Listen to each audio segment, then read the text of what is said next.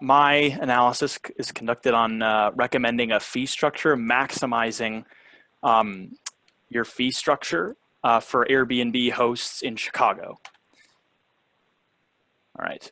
So like I said, identify how to maximize existing fee structure for Airbnb hosts. And this recommendation focuses specifically on maximizing three fees: the price per night, security deposit, and cleaning fee across two different locations in Chicago based on amenities, the amenities that you can offer as an Airbnb host. So my first step just in exploratory analysis was to look at the top 5 neighborhoods in Chicago for listings.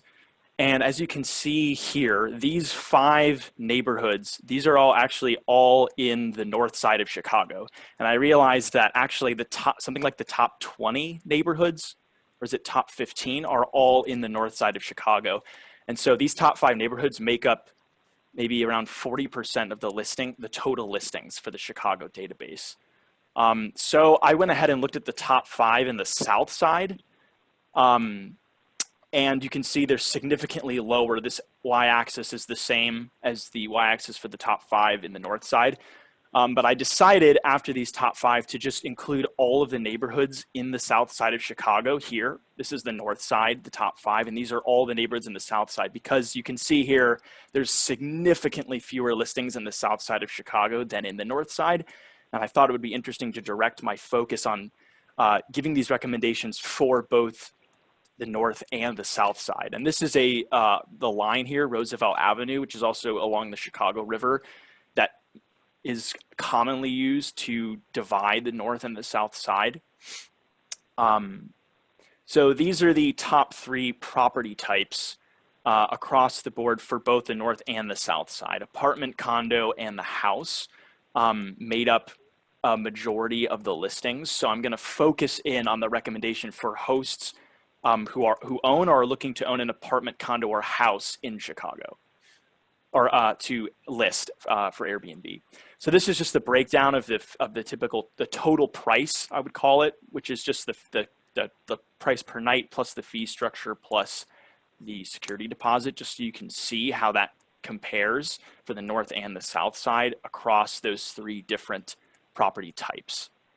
So now let's see which amenities will impact these fees most.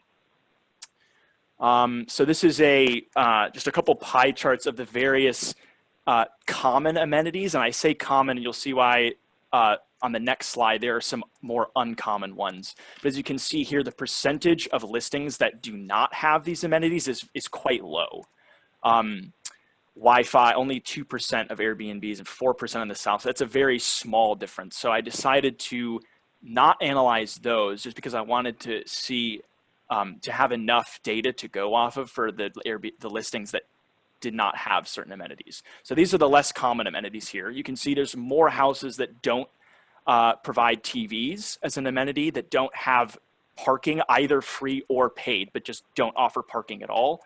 There's a difference in the amount that allow pets and have ample beds. And I'll tell you how I calculated with an assumption to calculate what made a listing have the amount of beds needed. All right. So the first one I'll look at here is the TV. This is broken up by the blue security deposit and the orange price per night, and you can see for the north side, well, really for all of the sides, not having a TV significantly lowers your cost that you can give. All right, I'm going to kind of quickly go through these. So my recommendation is to get a TV. You can see that if you have a TV, your price can increase significantly. Parking is a little bit of a different story.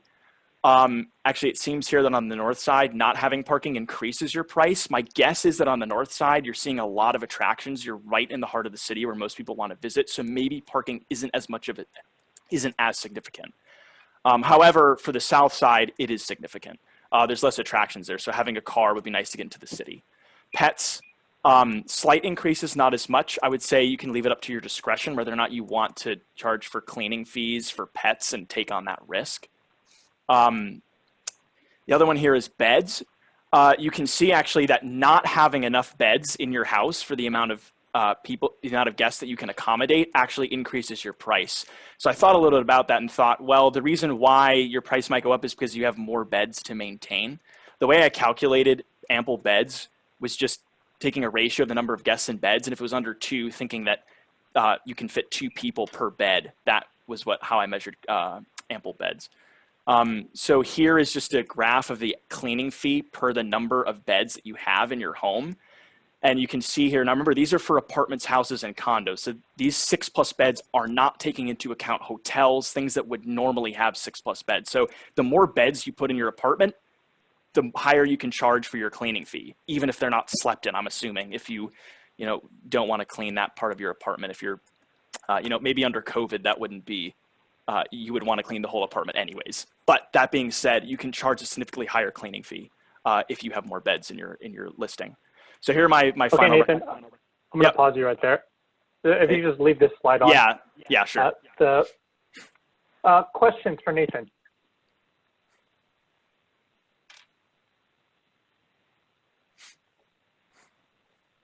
Can you go back over your logic of how you decided to include both the south side and the north side, or why you group those together, essentially? Yeah. Let me see. Let me get one of the maps up here. So I chose the north and the south side. One, because I grew up near Chicago, and the south side looks significantly different demographically in terms of poverty levels, violence, way different than the north side.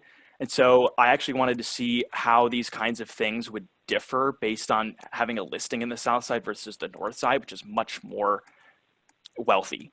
And so I kind of wanted to see if I was going to give a recommendation to people putting up Airbnbs in Chicago, I would also want to give a recommendation to those in the south side. And the groups just look so different that I thought it made sense to treat those groups differently in my analysis, or at least to give recommendations to each of those groups instead of lumping them up into the same analysis. Well, thank you. Okay, well done. Thank you very much, Nathan.